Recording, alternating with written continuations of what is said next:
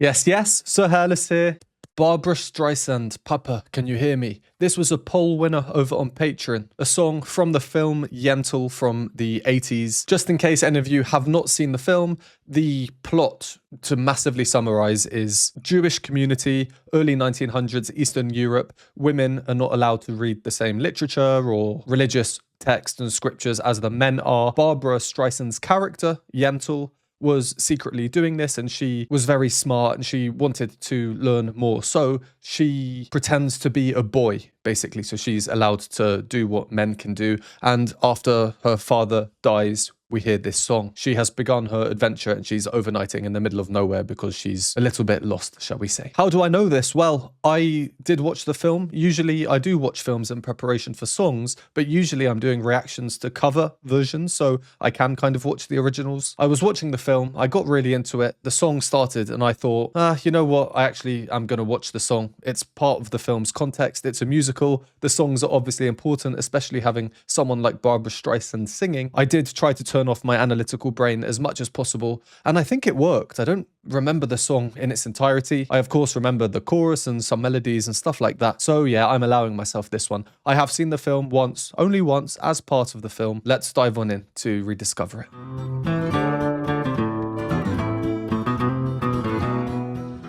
Our Heavenly Father, oh God,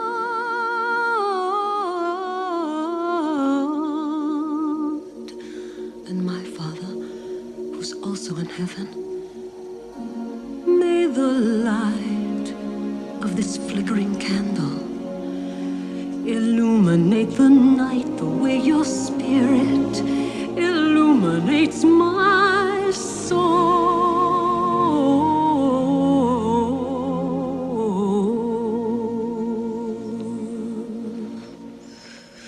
Pensive song, huh?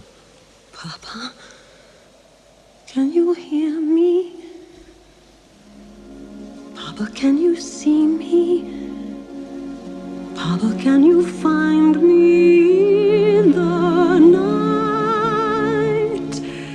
Papa, are you near me? Papa, can you hear me? Papa, can you help me not be frightened? Looking at the skies, I seem to see a million.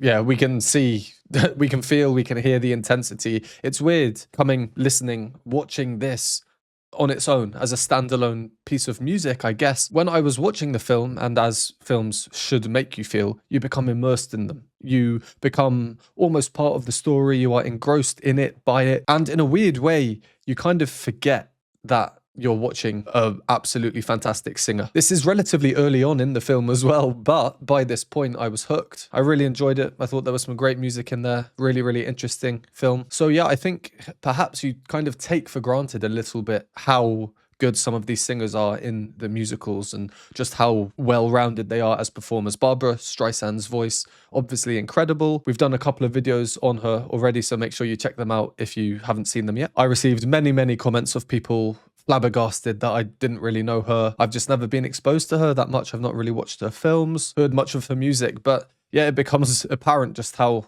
huge of a superstar she is. Anyway, we'll do a pause here. I have decided to show the video just because I watched the film and I liked it. Obviously, this comes with far greater copyright risk than just playing the song with a still image, for example. So who knows what's going to happen? I might have to put a block on my video. I hope that doesn't happen. But basically, these pauses are necessary. So whilst we're here, let's just talk a little bit about the music, what we've heard so far. I'm going to, before I forget, address the elephant in the room. This might just be me, and I often have weird thoughts about music. I remember when watching this in the film, it reminded me of Frozen, the melody of the chorus, the first time we hear her sing, "Papa, can you hear me?"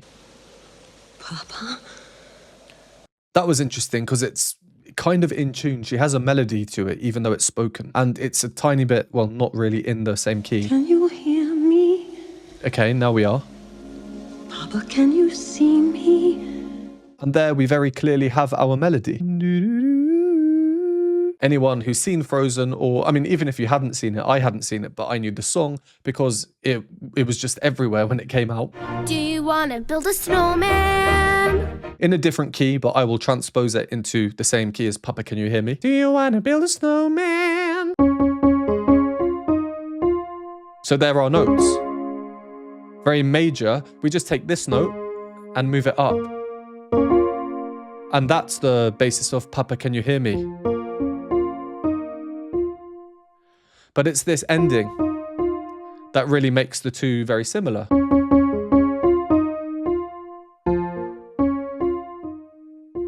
Of course, the other main difference is the harmony underneath. Just one note difference, and if you restructure them into their root positions, which means the name of the chord is the note at the bottom. So in a B flat chord, you have B flat on the bottom. Then in Frozen. But these two notes, still very much the same.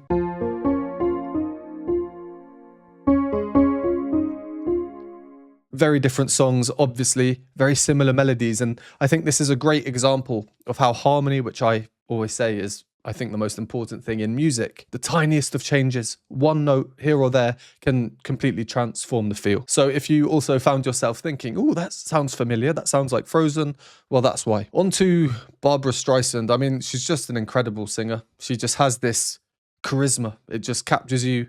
So much power, so much, what's the word? Delicacy in it? No, I feel like delicacy makes her sound weak. The opposite. So much control, conviction. I don't know, there are probably 1,000 words that we could use to describe her way of singing. The range in this song as well. This flickering candle, illuminate the night the way your spirit illuminates my soul.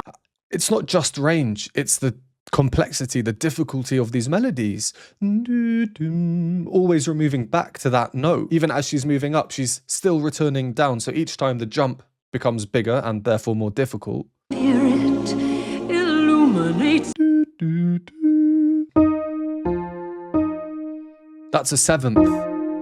Just one note under an octave. Very peculiar and probably the most difficult interval you can do within an octave. Of course, because of the range as well, she's having to switch between the depth of her voice that's really, really low down for her and then back up. Of course, that comes with a change of technique. And it's very quick as well, even though it doesn't seem it because of just how the song is. If you had that as like a Bach fugue or something, it would seem much quicker. It's my soul. You can hear her opening up there. And then closing as she moves down, really nice. Opening up, closing down, a lot of contrast, even speaking, singing. Who's also in heaven, may the light of this flickering candle. Singing, speaking, half speaking or half singing. In terms of the instruments in the background, string accompaniment, orchestral. It just suits the song rather than having electric guitar and drums, for example. Very fitting too of when the film was set at the start of the 20th century. Papa, can you help me not be frightened? Gorgeous dissonance there, and her melody is just doing these strange intervals everywhere. Returning to the same note and then having a chromatic difference between the two lower notes. We can all agree that's a little bit eerie. And what lyrics is she singing? Can you help me not be frightened? Really nice song. There's just a lot in there. Where we paused, we had the backing chorus starting to come in with their ooze, so let's carry on from there. Looking at the skies, I seem to see a million eyes. Which ones are yours? Where are you now that yesterday has waved goodbye and closed its doors? Darker, the wind is so much colder, the world I see is so much bigger now that I'm alone. Really interesting chord progression there. Papa, please forgive me, try to understand me. Papa, don't you know I had no choice? Can you hear me praying, anything I'm saying? Even though the night is filled with voices, I remember everything you taught me, every book I've ever read. Can all the words in all the books help me to face what lies ahead? The trees are so much taller and I feel so much smaller. The moon is twice as lonely, and the stars are half as bright. Wow, the emotional contrast in there, it's quite great.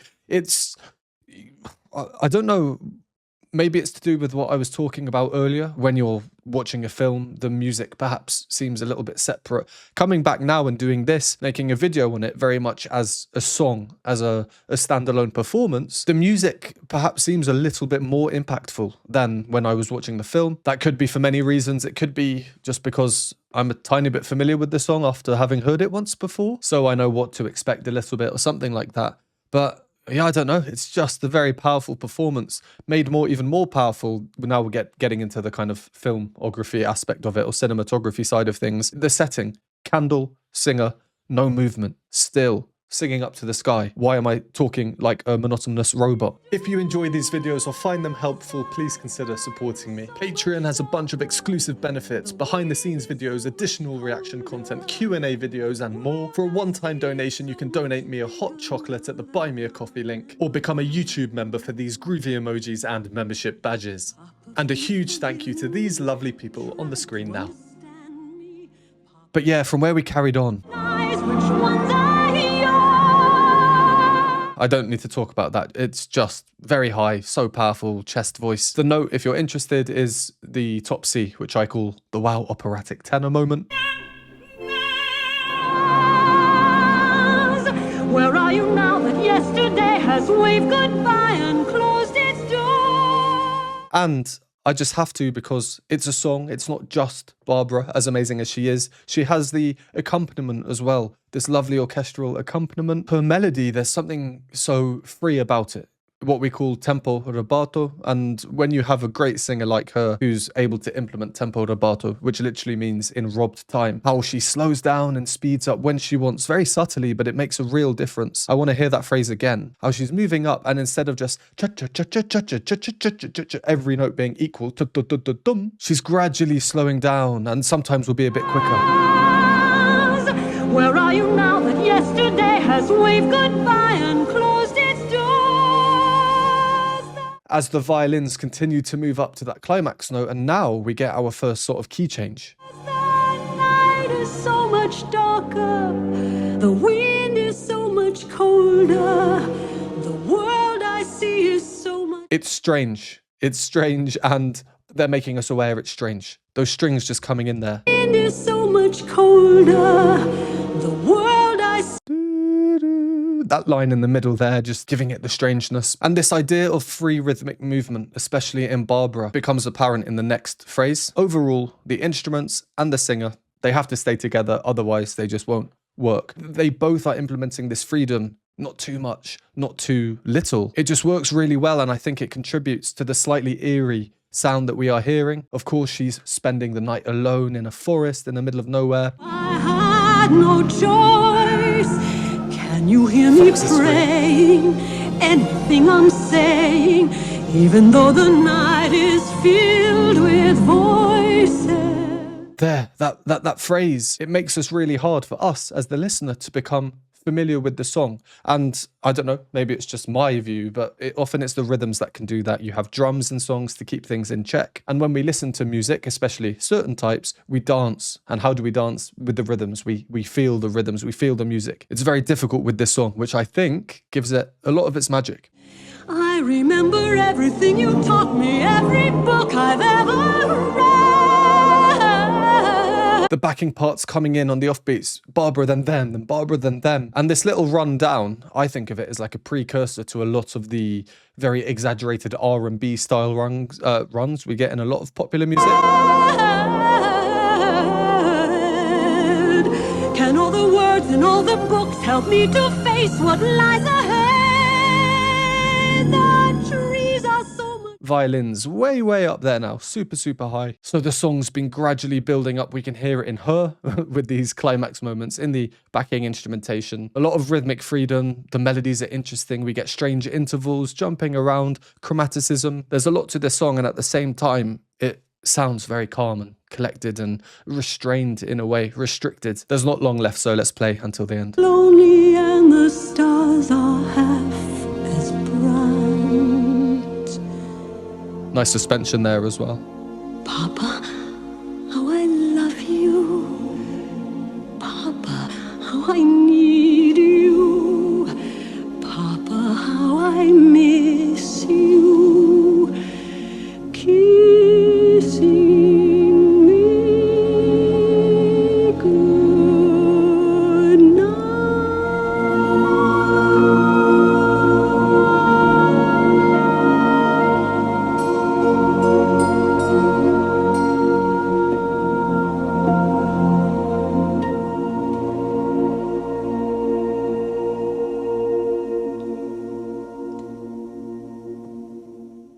Lovely held note at the end there, just kind of fading into the night. Yeah, second time round listening to the song, I've noticed much more than I did the first time. And I stand by what I said earlier, which is it's even more effective now, at least to me. And I think it goes without saying it's a great showcase of a great singer, isn't it? If you haven't seen Yentl, the film, I think it's definitely worth watching, if not just for the experience of it. There are some nice songs in there. It's a interesting, strange, peculiar, funny, sad story. I still think at least some of them in the film should have been able to tell that 40-year-old Barbra Streisand was not, in fact, a man.